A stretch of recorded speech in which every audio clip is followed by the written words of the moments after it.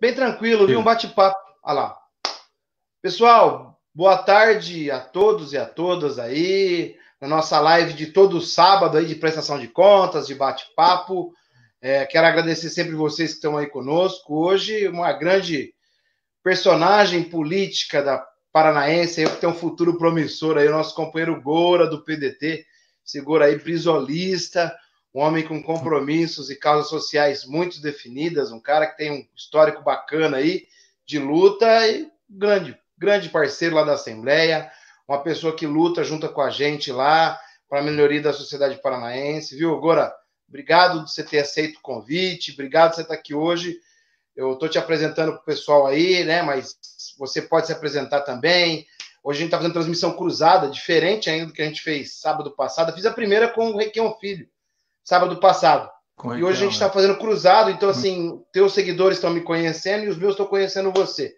Então, o pessoal que está na minha rede aí, ó, esse é o Goura, nosso deputado estadual do PDT, foi vereador por Curitiba, trabalha praticamente com várias causas, mas tem foco na área ambiental e social aí, defensor de minorias, um grande quadro.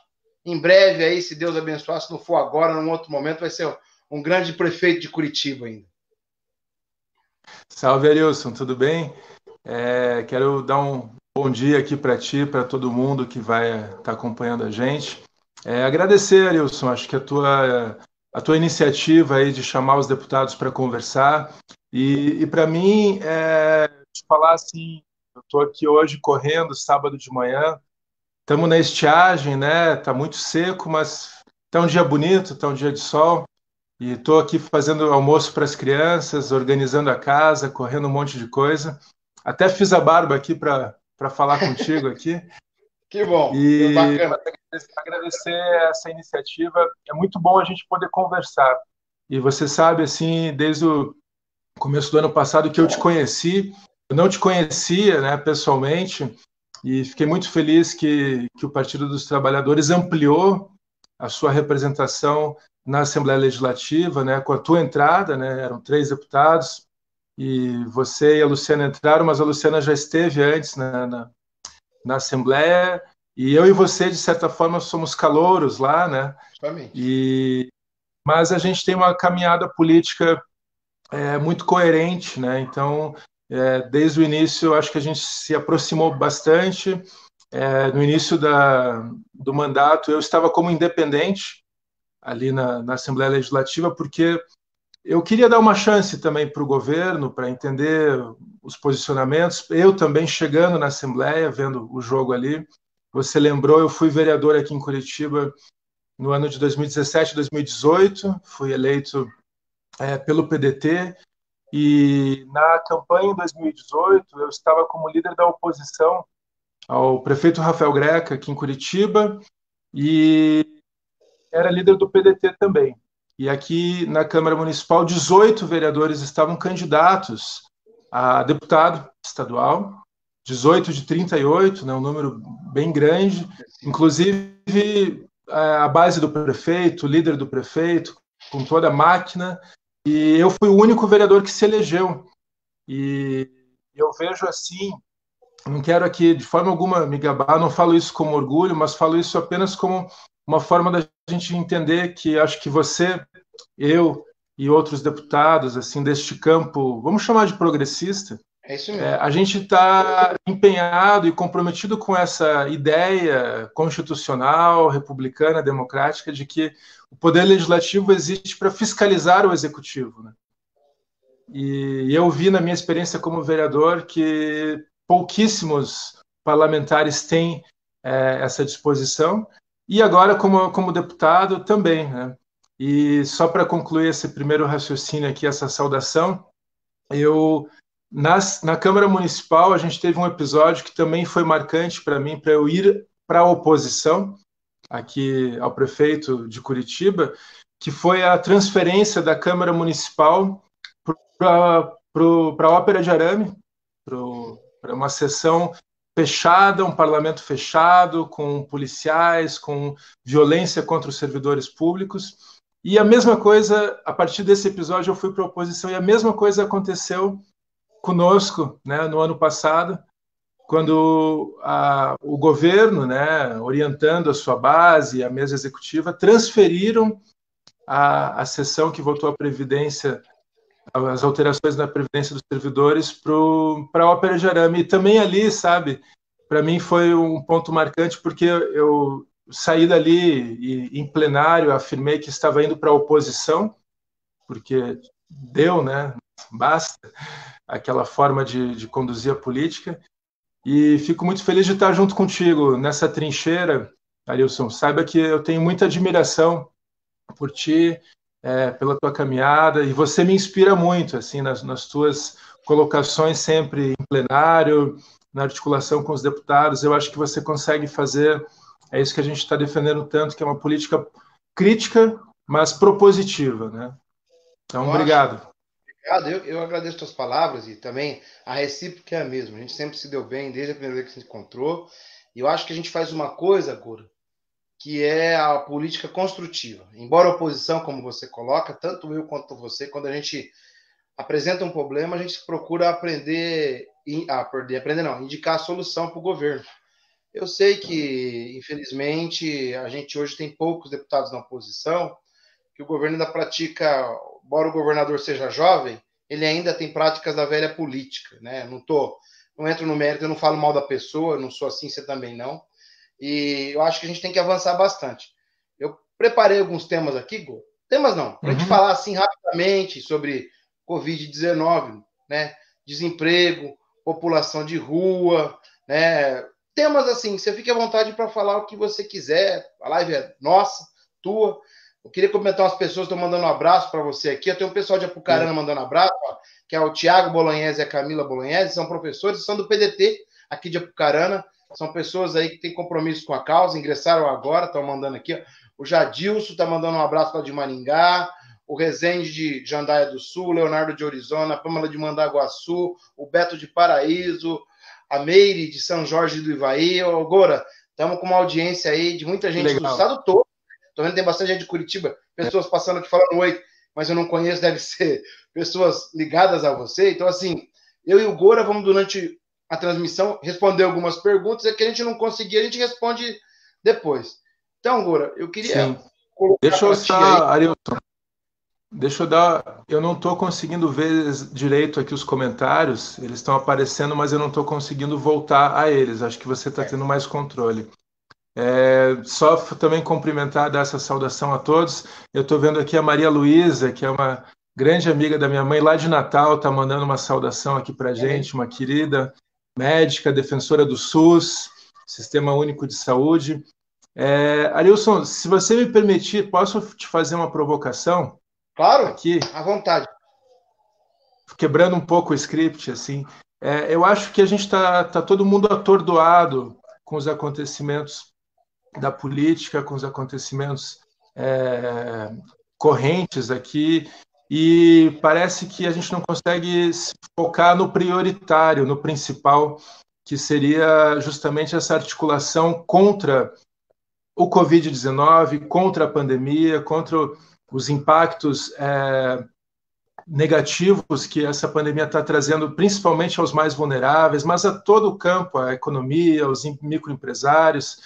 E a gente viu ontem um episódio muito triste, eu acho, da democracia, da história do Brasil, que foi assim, não sei, eu queria, antes de tudo, da gente entrar nos outros temas, te ouvir um pouco sobre isso, porque claro, o campo progressista está, desde o início das ações, né, da gestão do governo Jair Bolsonaro, apontando as incoerências, os crimes, a falta de compromisso com a Constituição, a falta de compromisso com os direitos humanos, com os trabalhadores.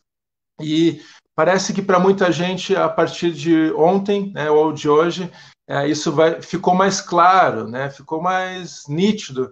Como é que você avalia o que está acontecendo de ontem para hoje na política? Eu acho assim que não foi uma saída e uma coletiva, né? Nem de ambos. Foram delações premiadas de ambos.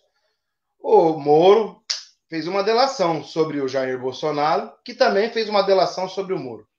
Eu falava hoje de manhã, um acusou O Moro fez primeiro, então de manhã eu vou falar sobre o Moro.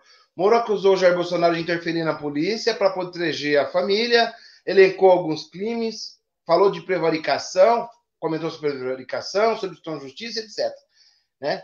O Bolsonaro falou que o Moro pediu o cargo no STF, a condição de ser ministro, falou também que ele queria uma aposentadoria para a família no futuro, e falou de outras coisas que o Moro fez. Ou seja, é um contra o outro. Ali são os dois errados. Na verdade, tem que a justiça, agora o STF, abrir processo contra ambos. Né? Eu estou vendo muita gente defender o Moro e muita gente defender o Bolsonaro.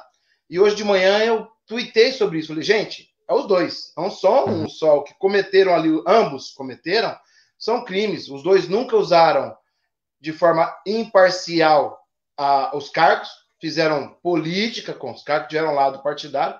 E hoje de manhã ainda eu vi o Bolsonaro avalizando os vazamentos da Intercept. Ou seja, um acusa o outro. Agora eu vi que o PSL entrou com pedido de, junto com outros partidos, né, que já tinham entrado, o PDT, o PSB, o Rede, de impeachment, o PSL entrou. Então, assim, virou uma salada. E, infelizmente, no momento que o Brasil mais precisa de união política para poder avançar, como você mesmo coloca, a crise, eles estão preocupados. Um com o ego, o outro com os filhos, o outro com a parte política, pessoal, e o Brasil, nesse tempo, vai além. E ontem também, Gora, eu fiquei triste com o governador Ratinho. Domingo passado, quando o Bolsonaro falou sobre fazer intervenção militar, a gente cobrou ele, você cobrou, eu também cobrei, dele se manifestar e assinar o ato dos 20 governadores contra o rompimento do processo democrático. Ele respondeu que não tinha tempo para discutir política, que a prioridade dele era outra. Ontem, ao anunciar a saída do Sérgio Moro, ele tuitou que o Sérgio Moro era o melhor cara do mundo, que ele precisava vir em Paraná. Eu até perguntei, achou um tempinho, governador, para falar de política? Não falava? Então, assim, eu acho que não tem como, Gora, um governador não falar de política. É a mesma coisa que o jogador de futebol não gostar da bola, o motorista não gostar do volante, o pedreiro não gostar da colher de trabalhar, e assim vai. O atleta que é maratonista não gostar de correr, não tem cabimento. Eu acho que assim, vai ser dias difíceis, Gora, mas eu tenho certeza que a gente vai conseguir, dentro da Assembleia, fazer uma discussão para avançar isso. Né? Eu lamento muito o que está acontecendo com o país, não queria isso. Tanto eu como você são partidos que são oposição ao Bolsonaro, mas a gente não torce contra o Brasil. Pelo contrário, a gente torce a favor. Agora, a guerra de ego, a guerra por poder, infelizmente, deixou os dois fazer o que estão fazendo agora, Igor. Arilson, né? Eu vejo que, assim, a gente torce pela Constituição, né? A gente fez um juramento quando tomamos posse, de defender a Constituição, de honrar os princípios constitucionais. E o que eu lamento, assim, eu acho que quem sofre com isso vai ser novamente o povo brasileiro, é o Brasil, a nação como um todo, que é isso que você colocou. A gente precisava, é um momento de união, é um momento de entender que existe um inimigo em comum, uma ameaça à saúde pública, uma ameaça gravíssima que está já chegando a quase 200 mil óbitos no Brasil, no mundo como um todo. O Brasil está numa escalada. A gente tem visto os índices diários, a situação calamitosa em Manaus, aqui no estado de São Paulo, pertinho da gente, e o momento era de união, era de não, vamos deixar de lado. Eu mesmo, assim, no começo da pandemia, postei uma foto com o delegado, o deputado Francisquini, em que nós estávamos ambos limpando as mãos com álcool gel, e eu postei essa foto no sentido de, gente, somos de campos distintos, mas o momento agora é da gente se unir. E eu acho que com muitos deputados a gente consegue travar, né, esse cessar-fogo, de certa forma, assim, né, e se colocar numa somatória de forças quando o interesse coletivo deve ser colocado em prioridade. E, infelizmente, não foi isso que aconteceu na esfera do governo federal. Acho que você apontou muito bem as incoerências da postura do governador, né? Porque quando o presidente da República se coloca a favor de um golpe militar, ele está cometendo um crime. Quando ele se coloca a favor de um AI-5, quando ele elogia um torturador, quando ele fala impropérios contra a imprensa, Isso é um absurdo e muita gente que agora está criticando sempre ficou quieta, sempre ficou calado. Então, essa omissão, essa falta de posicionamento, ela também é uma atitude, né? Mas, voltando ao ponto para fechar aqui também, e já passar a bola ali para ti, eu sinto que o que faltou, está faltando nesse momento é essa união. E a crise biológica, a crise da saúde pública está trazendo agora, né, uma crise política gravíssima, gravíssima, e a população fica atordoada, assim, porque as mensagens são contraditórias. Aqui em Curitiba, o isolamento social já está muito fragilizado, porque tanto o presidente da República falou tantas besteiras, né, se contradisse de um dia para o outro. O prefeito Rafael Greca também, uma hora falou que não, a moda agora é fechar, vamos fechar. Depois, não, eu nunca disse isso, não foi bem assim. E a gente já vê bares abertos, a gente já vê uma situação de possibilidade de contágio, né, no momento em que os índices estão mostrando que não era a hora de afrouxar o isolamento, né? Eu concordo contigo. Gora, sobre o que você falou, a Camila Boense coloca pra gente aqui, as ações precisam ser mais decisivas. O Judiciário, a OAB, as instituições nacionais se comportam da mesma forma que no governo Jânio Quadros. A ideia de segurança democrática foi ferida. Há uma urgência na tomada de ações. Como vocês avaliam esses riscos? Eu avalio, Camila, tenho certeza que o Gora vai pela quase mesma linha, com essa preocupação, né, da gente ter agora uma ação mais concreta, porque eu acho que a vulnerabilidade agora do Bolsonaro, mais do que nunca, leva ele a tentar, para se manter no poder, dar um golpe, porque está muito fragilizado politicamente, provavelmente, se for acontecer ao pé da letra e legalmente, ele vai sofrer um impeachment, e a gente conhece as práticas dele, então a gente tem que tomar muito cuidado nesse momento. Mas, Gora, pegando o gancho no que você falou, a gente sabe que só tem uma forma de atenuar o problema do Covid, é isolamento social, distanciamento social e práticas de higiene, máscara, álcool em gel e etc. Mas quem está responsável por isso hoje, para dar o exemplo, é os prefeitos, governadores e presidente da República. Como você bem colocou, Curitiba causa preocupação para a gente. Eu também tenho preocupações das cidades que estão aqui. Aqui em Apucarana eu estou apanhando demais, porque eu me posicionei contra a abertura do comércio, mas eu estou apanhando muito nas redes sociais, na mídia local, batendo bastante, né? Mas eu sei que eu estou fazendo a coisa certa, estou convicto disso, estou com a mente focada nos princípios da Organização Mundial de Saúde e o coração focado no processo cristão de amor ao próximo. Então, tocamos o barco. Sei que você faz a mesma coisa aí. Então, assim, Gora, quando a gente não tem essa junção dessas três coisas e um dirigente político dando caminho, explicando e valorizando primeiro a vida e depois a economia, a gente não tem esse avanço. E a gente viu, Gora, tanto Sim. eu quanto você, eu acompanho tuas redes, de vez em quando vem alguém apanhar. Vocês são contra a economia. Não é contra a economia, não. Uma coisa não extingue a outra. Tanto eu quanto o Gora, pessoal, defendemos a vida e também a economia. Aliás, a economia é um meio para fazer a vida das pessoas melhorar. E não o contrário, né? Não é a vida em favor da economia, é o contrário, é a economia em favor da vida. Então, hoje, tem jeito sim das pessoas cumprir o isolamento, das pessoas se cuidarem de sua vida e do governo estadual, federal e municipal, né, Gora?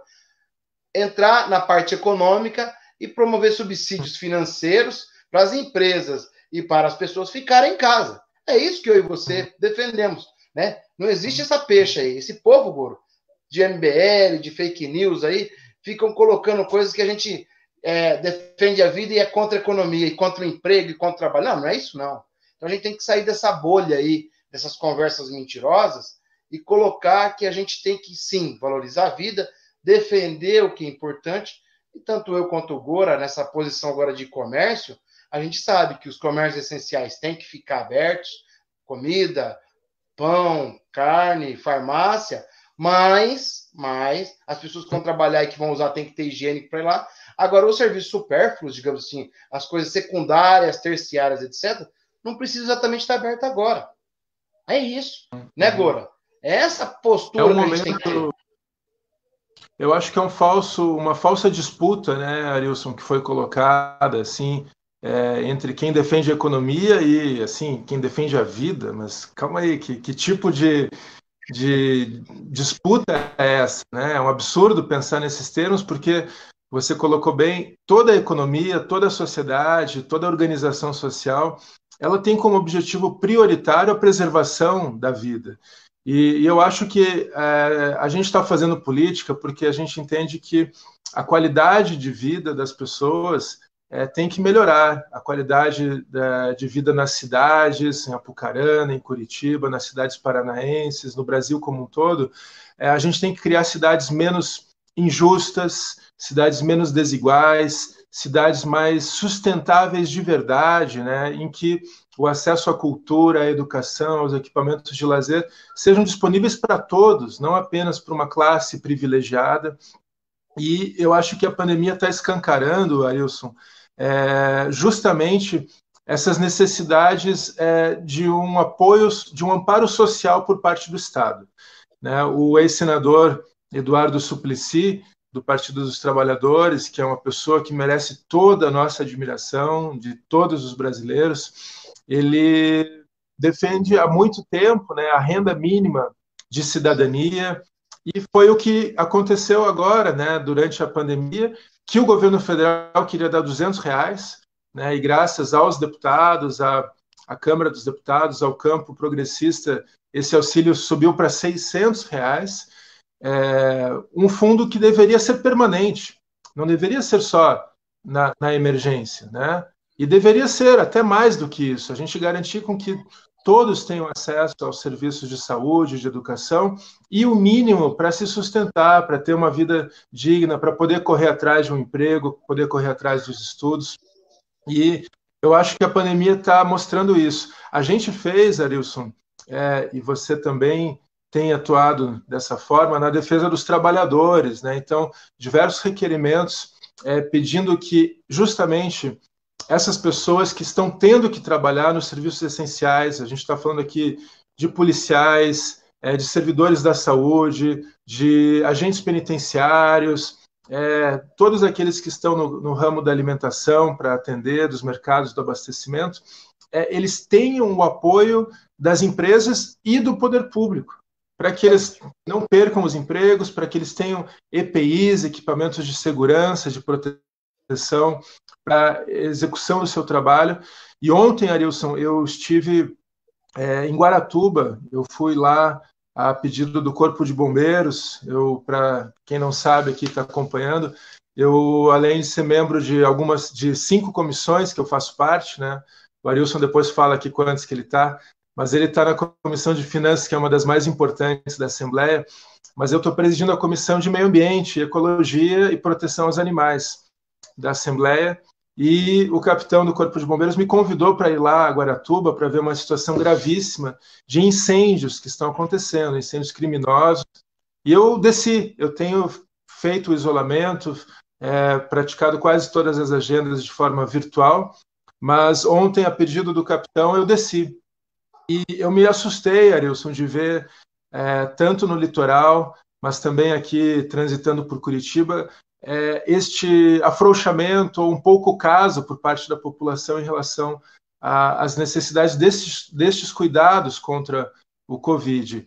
E eu acho que, de novo, assim, a falta de uma organização conjunta, coletiva, que direcione todos os esforços desse momento para reduzir o contágio e para reduzir os impactos na vida das pessoas. Então, você fez desde o início da pandemia um projeto de lei, e depois a gente pode até falar sobre isso, né, de como, justamente por a gente ser oposição, ou traduzindo, por a gente fiscalizar o trabalho do executivo, a gente acaba sofrendo reveses, sofrendo uma série de ações por parte do governo que são muito injustas, né, de boicote às ações parlamentares.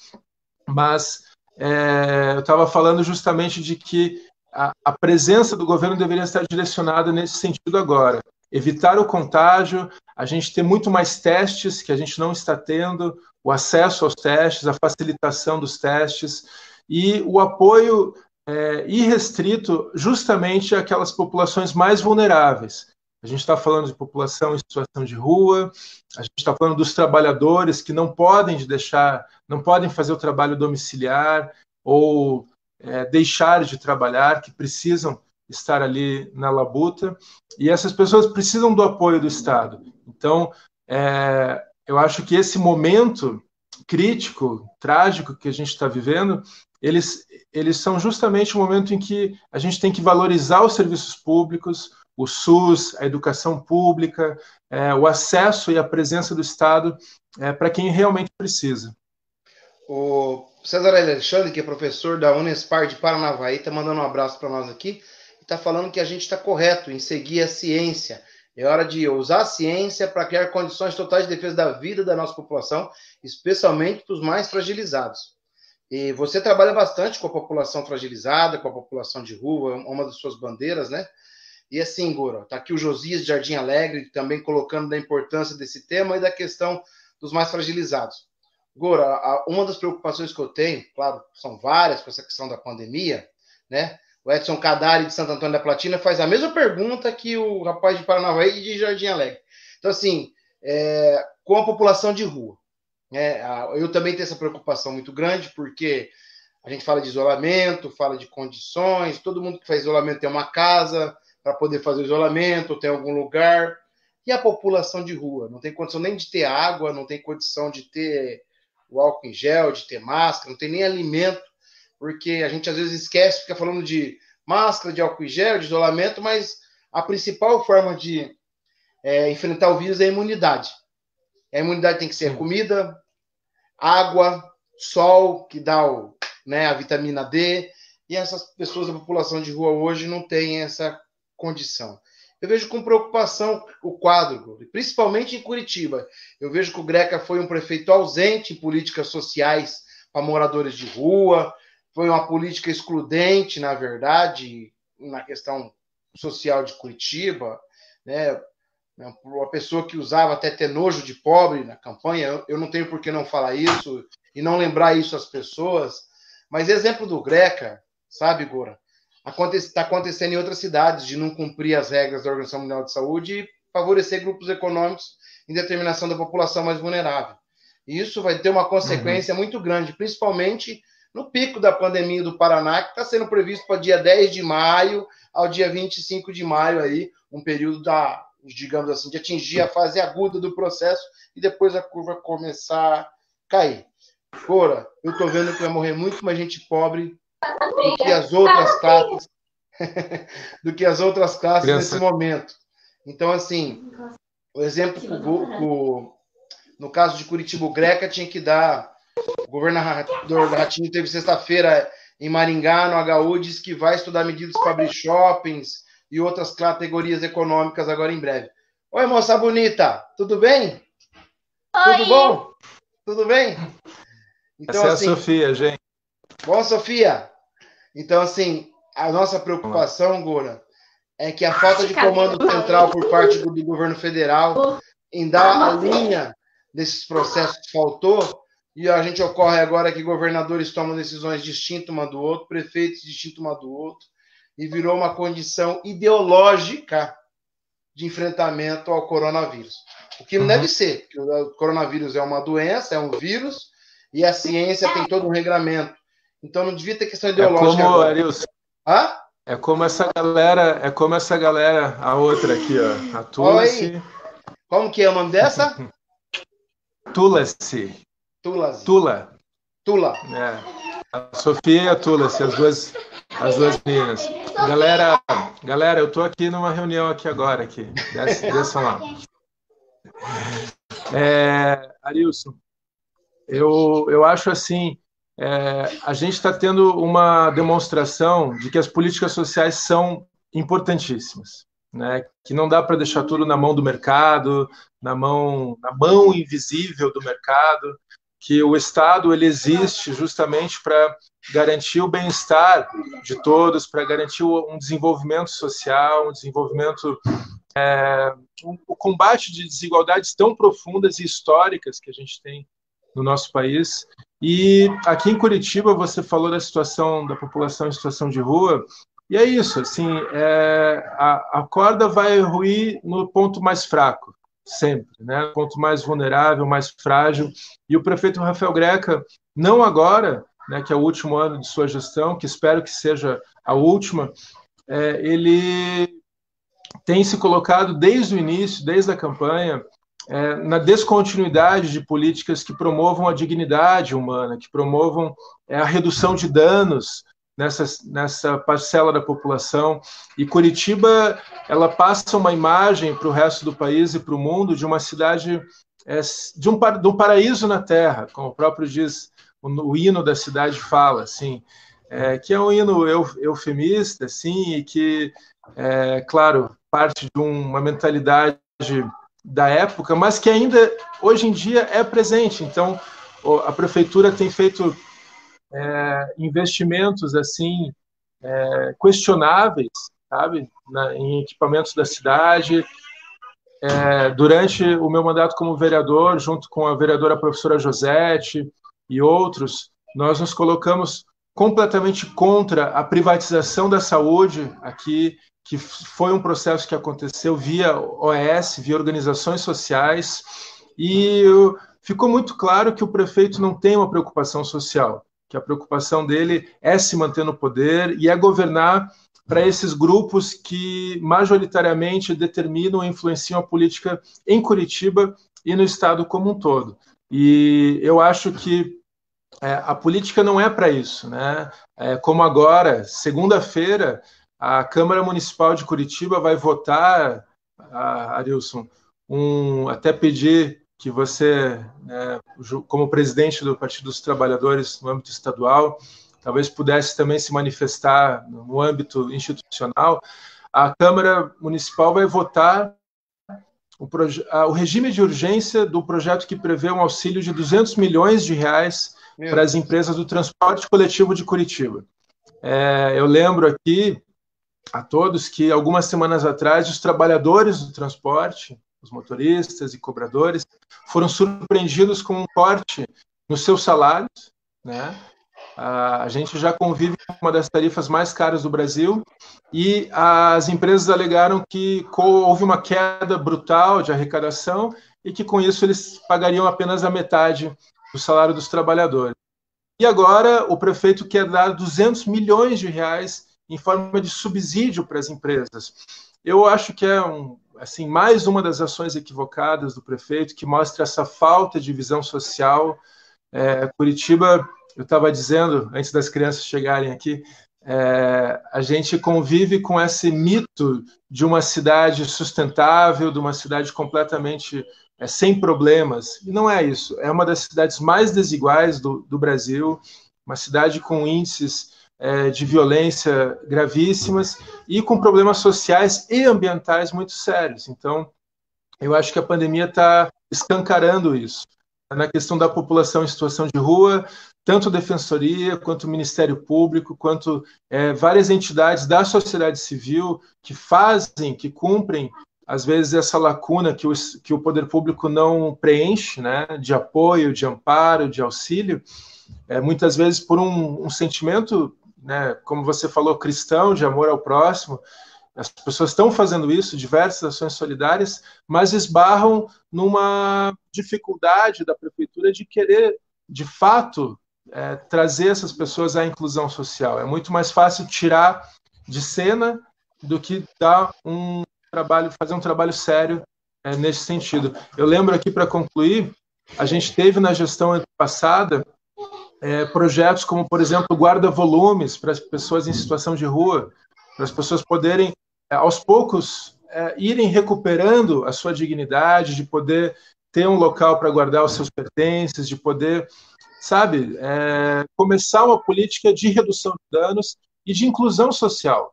A gente não tem banheiro público, não tem acesso, não tem facilidades. Então, você falou, se a gente está falando, e é um conceito burguês, né? Cada um vai ficar na sua casa e se isolar. Mas e quem não tem isso, né? E a população que vive nas favelas, que muitas vezes num só cômodo vivem muitas pessoas ali, como é que vai praticar este isolamento? Então o poder público tem que dar uma resposta. E assim, Gora, né? A Vitória coloca aqui pra gente, a Vitória de Vaiporã, coloca uma coisa importante: a população de rua não tem como subsistir. As pessoas que ajudavam na alimentação delas estão em casa. e eles não têm como se higienizar, lavar as mãos, são muito mais vulneráveis que os demais. Verdade. Então, assim, Goro, o Greca tem uma política de aparência, né? Não tem uma política de essência. Então, como você colocou, é muito mais fácil esconder, manter uma aparência que não é real, viver num mundo fantasioso e passar uma imagem, e na essência não funcionar, né? Eu tinha meu avô que ele falava assim, por fora, italiano, por fora a bela viola, por dentro o pão bolorento, né? Quando a coisa não era do jeito que a realidade passava.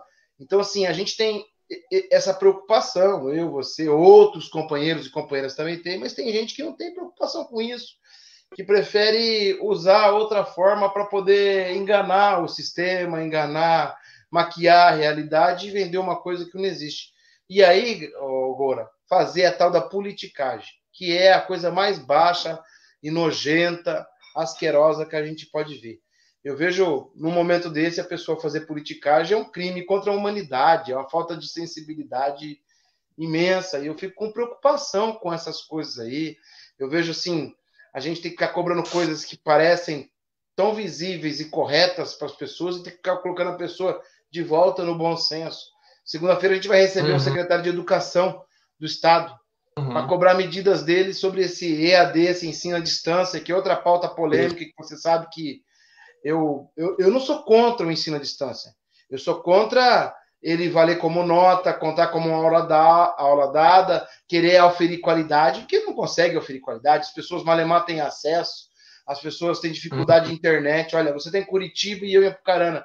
A gente tem picos aqui que a internet não funciona, teve dificuldade para não conectar no começo. Você imagina a pessoa que tem Novo Tacolomi, lá em Jardim Olinda, nos extremos do estado, das cidades pequenas. Então, assim, é difícil de entender. A educação à distância, por exemplo, tem que ser complemento, né? A qualidade é o que importa, não é o número. Não é o número de pessoas aprovadas que importa para a gente, é sim a qualidade, o conteúdo que as pessoas aprenderam. Então, assim, vamos ter que estar lá discutindo isso.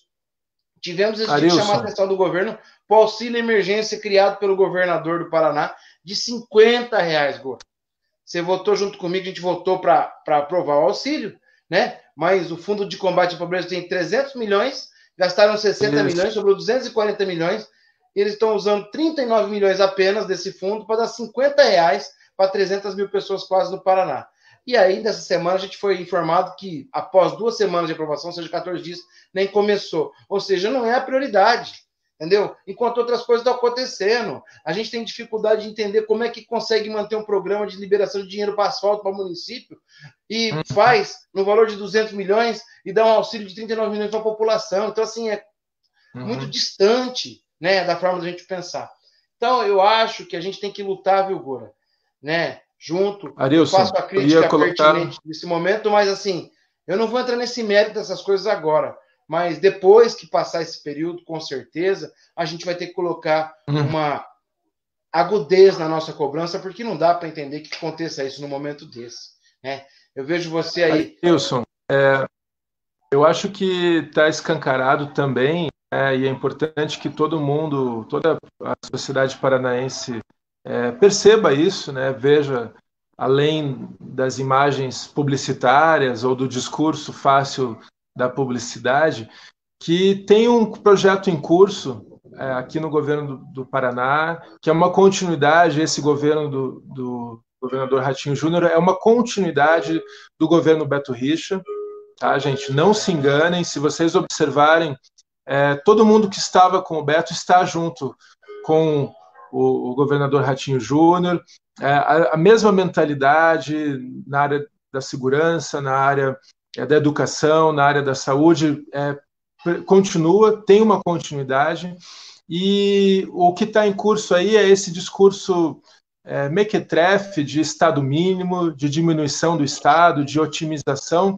utilizando palavras pomposas, palavras que dão uma imagem de uma gestão empresarial moderna, agilizada. Compliance. Por exemplo, compliance, é o que eu ia falar, né? A conformidade ou os bons e velhos princípios da gestão pública, né? De economicidade, de impessoalidade, de transparência. E a gente observa, né, Arilson, você falou aqui dos problemas do EAD. Eu lembro aqui a todos que na semana anterior nós da oposição fizemos um pedido de informações E deixa eu só fechar a porta que está fazendo um barulho aqui. Espera só um pouquinho. Enquanto ele vai lá fechar a porta, ele vai relatar para vocês que a gente teve o pedido negado, né, de um requerimento enviado ao secretário, não foi aprovado. Aí o Gora redigiu e a gente assinou um pedido de transparência pela lei da transparência. Aí o Gora continua. Isso. Exatamente. Eu estava dizendo que a gente fez um pedido de informações e, diferentemente, por exemplo, das câmaras municipais, pelo menos a Câmara Municipal de Curitiba, o pedido de informações ele precisa ser aprovado em plenário, né? Na Câmara Municipal, quando eu era vereador, não. O pedido de informações era automático e o prefeito tinha que responder no prazo.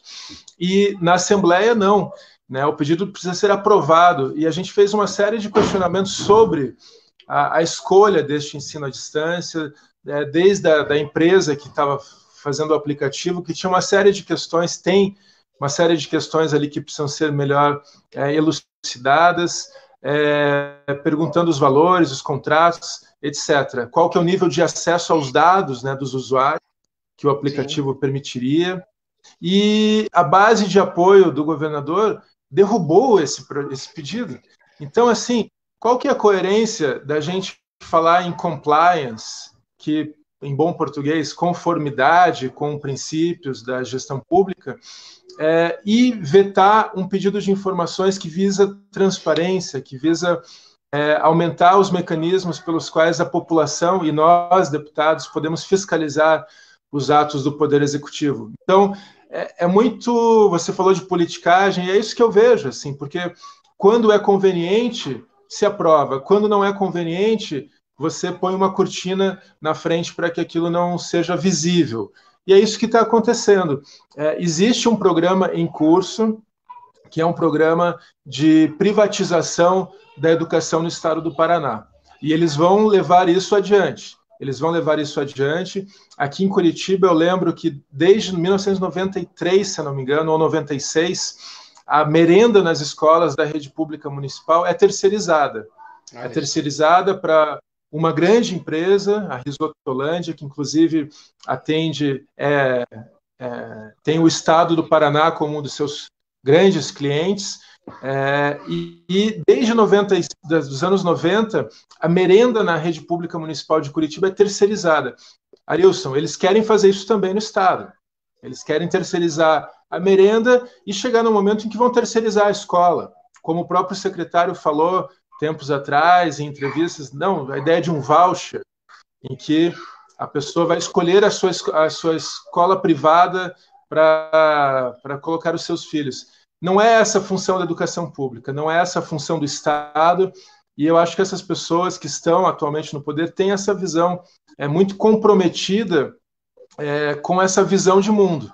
E está ficando escancarado, né, que é uma visão que não funciona porque ela não está baseada em princípios da solidariedade, princípios de a gente buscar o bem viver para todos, né? E eu acho que agora na pandemia, Arilson, eu gostaria que a gente saísse disso diferente da forma que a gente entrou. Eu acho que quando passar isso vai passar, a gente tem que estar muito mais conectado com urgências sociais, urgências ambientais, pensar cidades sustentáveis, pensar formas de viver nas cidades em que as pessoas tenham acesso à alimentação, à água, que a gente utilize os recursos naturais de forma muito mais racional, de forma muito mais consciente. E aqui, assim, falar de agricultura urbana, falar de mobilidade por bicicleta, por calçadas para os pedestres, enfim, cidades mais justas, cidades mais sustentáveis como um todo, né? É isso. Quando o Gora coloca para a gente sustentável, gente, a gente tem que ter uma ideia da dimensão disso, né? Sustentável entende-se que a gente vive num planeta único, né? Que a gente tem que ter práticas econômicas, sociais, ambientais, emocionais, espirituais. Como é que está a cultura? Oi? Como é que está a questão da água aí em Apucarana, o abastecimento da água? Tá com problema, porque tá com um pouco diminuto, né? Choveu pouco, tá tendo estiagem, tá tendo dificuldade. Mas a gente tem um outro problema na água, né, Gura? Você já debateu isso na Assembleia, você me colocando agora, é o alto teor de contaminação da água da Sanepar por conta da prática de uso de agrotóxicos tradicionais aí, Sim. né? Aqui é uma região agrícola, o teor é maior do que aí ainda. Então, assim, quando o Gora fala de sustentabilidade, a gente pensar no sistema como um todo, né? E, Gora, assim, a preocupação que eu tenho, de verdade, e a gente tem que entender, é que essa continuação do richismo que o Ratinho está fazendo, continuação do Beto Rich, de um governo terceirizado, né? Dessa proximidade dele, porque ele e o Bolsonaro são indissociáveis, pensam iguais, fazem igual. Eu coloco, isso é uma frase minha, não é um pensamento meu, que o Ratinho é um Bolsonaro, sem Twitter na mão e sem ter os filhos que o Bolsonaro tem, mas o pensamento é o mesmo do Bolsonaro, não muda nada. Então a prática que ele tem é a mesma. Sabe o que é o meu medo nesse AD, Goro? Ser a chave para o processo de mercantilização e de privatização da educação. É isso que eu estou entendendo que é a proposta. Porque é inconcebível a gente usar um momento de uma pandemia que devia usar esse aplicativo, esse EAD, como complemento para a educação, para você tornar obrigatoriedade.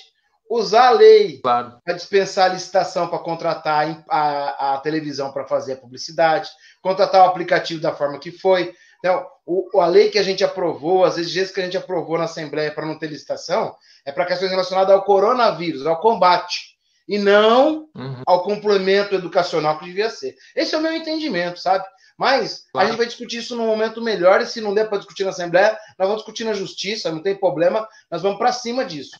Mas eu vejo assim, Gora, eu acho que falta a preocupação com o ser humano no centro desse debate que os governos estão fazendo. Tanto o federal quanto o estadual, e no caso de Curitiba também, o municipal tem que considerar primeiro o ser humano, a condição de subsistência das pessoas, as populações mais vulneráveis. Você nesse EAD aí, a gente tem de fora quilombola, indígena, pessoas que moram na zona rural, que não têm acesso, pessoas carentes que não têm acesso. Tá ficando normal excluir, sabe, Gora? Tá ficando normal excluir. Eu lanço o processo, vai ser gratuito, mas se a pessoa tem condições de ter ferramenta para ter acesso à gratuidade, beleza. Se ela não tiver, problema é dela. Ela vai ser exclusa por esse mecanismo, né? Aí eu moro no sítio, não tenho acesso à internet. O problema é teu, é gratuito. O aplicativo está aqui, é gratuito, a transmissão vai ser gratuita. Agora, se você não tem o telefone, você não tem acesso à internet, o problema é teu, você está excluído. Então, assim, estão fazendo um discurso de exclusão já um pouco diferente do que faziam os outros. Ou seja, eu dou a roupagem de gratuidade, mas se você não tem as condições de ter acesso, o problema é seu e você está excluído. Mas o programa é gratuito. Então, assim, é uma nova modalidade de ludibriar, diferente daquela tradicional que a gente tinha. Então, eu estou preocupado com isso. Eu sei que segunda-feira a gente vai ter um embate muito forte com o secretário. Se isso não fizerem da Assembleia um local onde a gente não possa fazer um debate rico e transparente, né? Estou achando que segunda-feira a gente pode sofrer sanções, viu, Gora? Em termos de oposição, até perguntas para o secretário. Sim. Né? Então, é uma preocupação aí que a gente tem que ter. Né? Não vai dar tempo. Nós estamos caminhando para 50 minutos já de live. Você quer estender isso para 55, que a gente terminar 55? Terminar com 60, não sei o que. Fechou. Pode 55? Vamos fechar 55, que eu tô com a panela no fogo aqui também. Eu também tô. Eu tenho que ajudar a Jane. E a Jane deu uma saída e eu tô olhando lá fora. O Benício tá com a barra de chocolate na mão pela segunda vez já. Eu vou ter problema depois aqui em casa com isso. Ave Maria. Então, assim. Não, eu queria. Eu acho. Pode falar. Por favor, é você. Não, eu acho que esse comentário, Arilson, a respeito justamente dessa dificuldade, né? Eu creio que uma política pública ela deve ser construída de forma gradual, de forma que envolva a participação da sociedade como um todo, mas especialmente daqueles que são os atores e, de certa forma, protagonistas no processo. No caso da educação, você fala com toda a propriedade e legitimidade de que os professores não estão sendo ouvidos neste processo, os alunos não estão sendo ouvidos neste processo de EAD, e é isso que deveria ser. Eles deveriam ser os protagonistas, eles deveriam mostrar, não, é importante que a gente, via os canais disponíveis, né, temos uma TV estatal, temos um rádio estatal, temos possibilidades pela internet para quem consegue acessar. Os professores, alunos, junto com os núcleos, deveriam está discutindo isso, e que agora fosse implantado de forma a ser um teste, a ser um processo de, sabe, vamos discutir essas possibilidades, não de colocar a ferro e fogo, que vai ser assim, de cima para baixo, você tem que se adequar, senão você está fora, senão vai reprovar de ano. Eu acho que o momento é um momento de ansiedade, é um momento de angústia, e o governo deveria fazer todo o possível em todas as esferas para ajudar a população, e não para trazer mais e mais angústia. Queria só comentar o que o Vinícius falou ali, o Vinícius, nosso amigo, né, teu assessor, sim, ali, companheiro aí também das lutas sociais, que a Sanepar não deve culpar São Pedro pela falta d'água, mas deve ter planejamento. Eu concordo, Vinícius. E para isso é importante que as pessoas entendam. Existe um mecanismo chamado PSA, que é o Pagamento por Serviços Ambientais. A gente tem que ter políticas de preservação da água.